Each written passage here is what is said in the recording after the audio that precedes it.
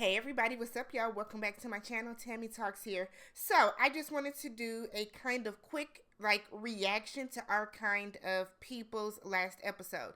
So, if you're brand new to my channel, I do TV show breakdowns. So, if you enjoy that type of content, go ahead, hit the subscribe button, thumbs up the video, the notification bell, leave a comment, all the stuff that all your favorite YouTubers ask for in every video.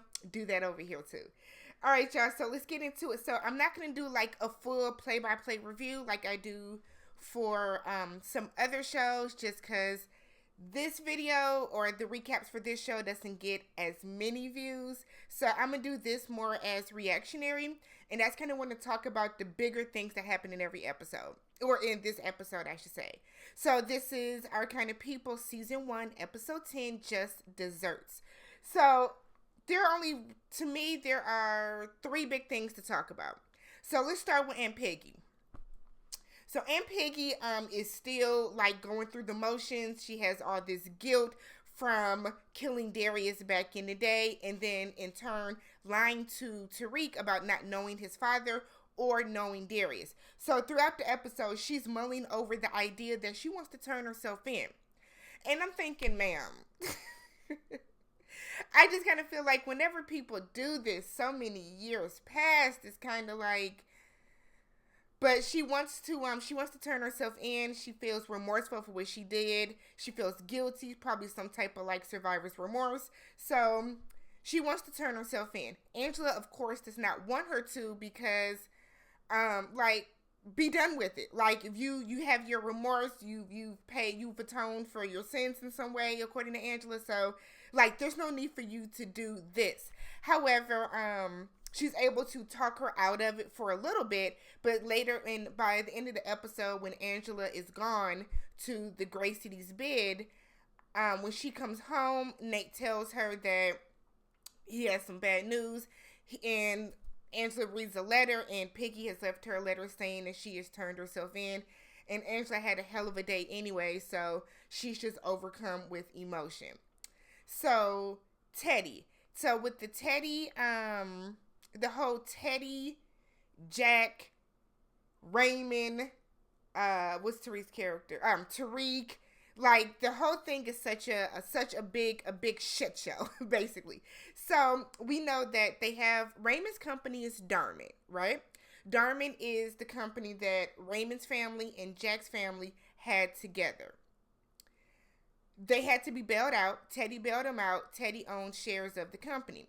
We found out before the break that Jack wants to sell his shares back to Teddy and be done with the company. We find out that Jack is like a major F up anyways. So he didn't really want to run the company. So he's going to sell his shares back to Teddy, which Raymond doesn't want. Raymond wants, him to give him the shares so he can take control of his company once again. Well, we know that that is probably not, we know that that's not going to happen because Raymond's mama done killed Jack. So Teddy is letting Tariq pitch about, some, I think they're like box suites within the new arena that they're building.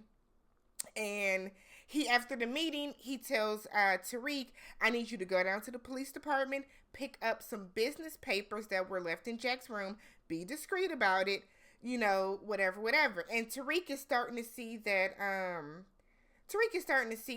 Teddy is like using him. Teddy ain't who he thought he was, whatever the case. So while Tariq goes down to the office, to the police department, we see Raymond is talking to Leah, and Raymond is saying that, he needs to get down to the police department so he can get the files and the paperwork that Jack left in his room, because if he intercepts that paperwork, then Teddy won't have the signed copy or the signed contract of Jack agreeing to sell his shares of Darman back over to him. So by the time he gets there, Tariq is already there. Tariq is looking at a police chair. Looking at a chair in the police station. He gets all these this rush of emotions, this rush of flashbacks from when him and his mother were in the police station and he found out that his father had died. So he has a moment and he's like sitting to the side, like dry heaving, crying, just needs to get himself together. Meanwhile, Raymond comes in kind of right after, because he gets there right after Tariq does, and he's talking to the police, one of the police officers, and he's like, "Yeah, I need to get some paperwork out of the room," and he's like, "Man, Teddy already, sent somebody down there to get it." So, I'm sorry. Raymond is there before Tariq gets there. So Raymond is told from the police department that Teddy has already spoken for those papers, and since they're business, we have to give them back to him. And Raymond is like, "That's cool. I just got to call my father-in-law and get it from him that way," trying to make it seem like there's nothing out of the ordinary for me wanting this paperwork. But the police officer was like, "But there was a woman that was in the room. The housekeeper said they smelled a lingering scent of like perfume. They said that when housekeeping had to reset the thing, there were only 3 glasses. There were only 2 there." So he's like, "Do you know anything?" And Raymond plays it off to, protect his mother. And he's like, "Well, don't tell nobody. But, Jack used to get some hookers. And we need that to stay very discreet. And then in turn for, your discretion, we would, you guys can receive a nice, handsome, what did he say? A nice, handsome, what is that called? Donation." So the police officer was like, "Yeah, we don't need to let that out. That's cool." It's being ruled as an accident. So I guess they're going to assume that Jack was so drunk that he stumbled back and just tripped on the table, which could happen. So Raymond sees Tariq in the hallway, sits down next to him and asks him if he's okay, and just kind of sits with him while he calms down. And Tariq was like, "This is the first time you've ever been nice to me. What's good?"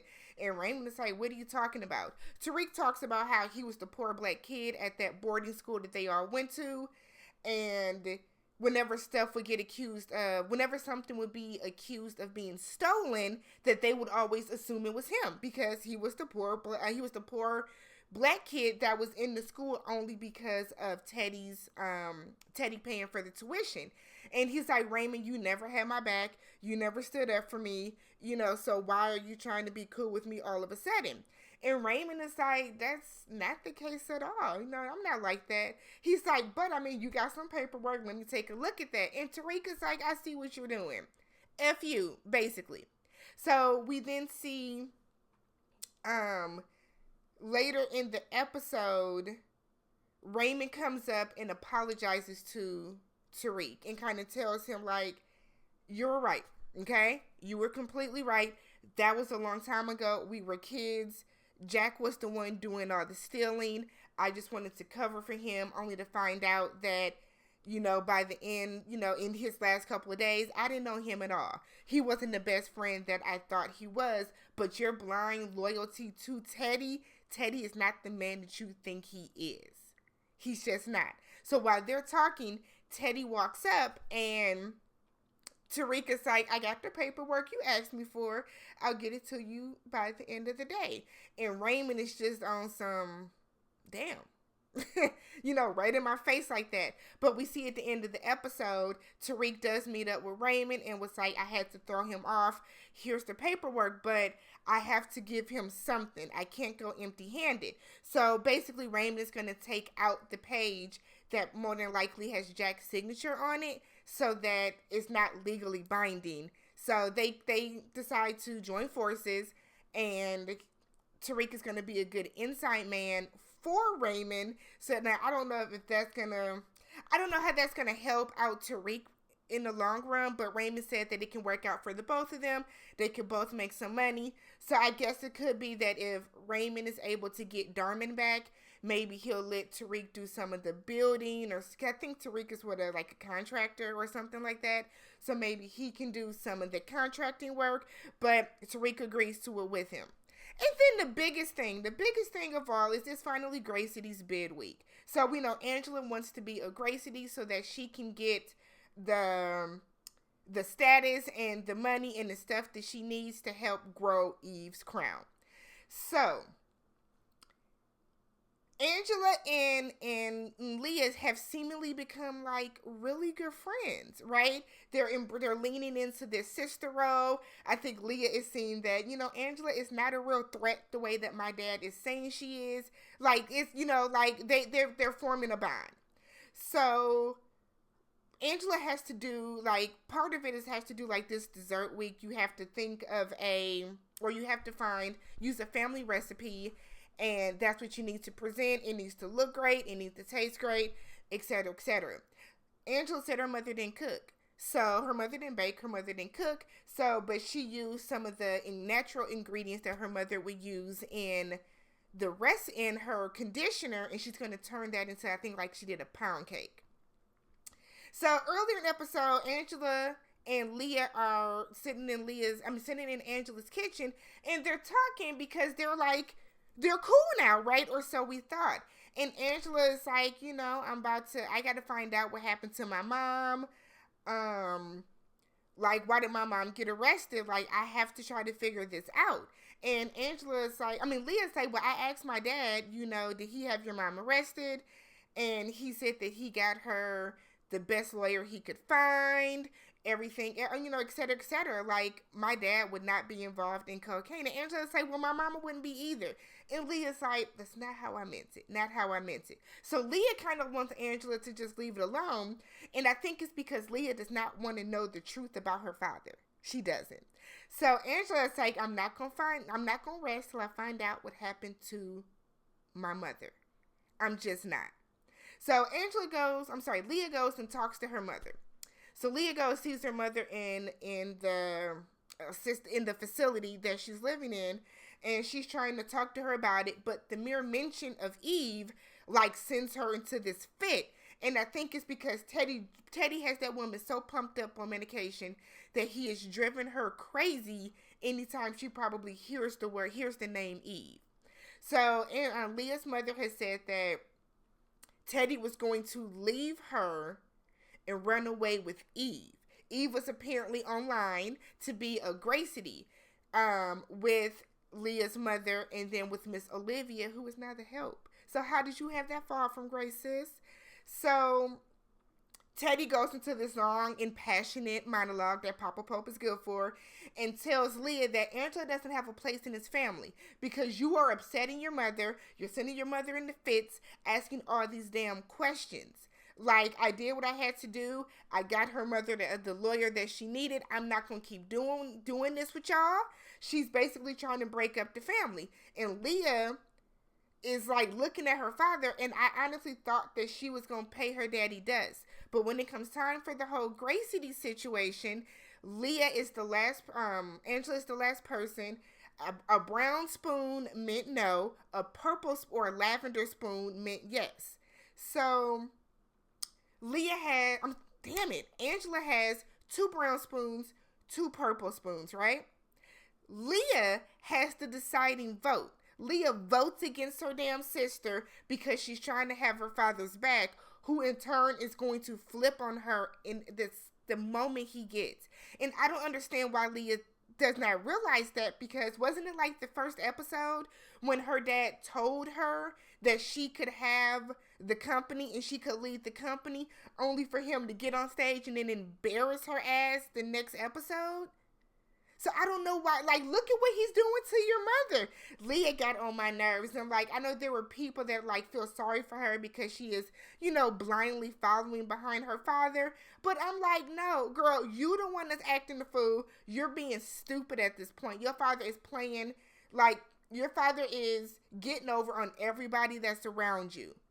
He's playing you like a puppet, and you fell for it.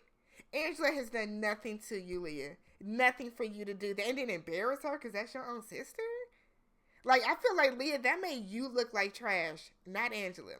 But I am Tammy Talks. If you enjoyed the video, go ahead, subscribe to the channel, thumbs up the video, and let's talk about this down below, y'all. Catch y'all in the next one.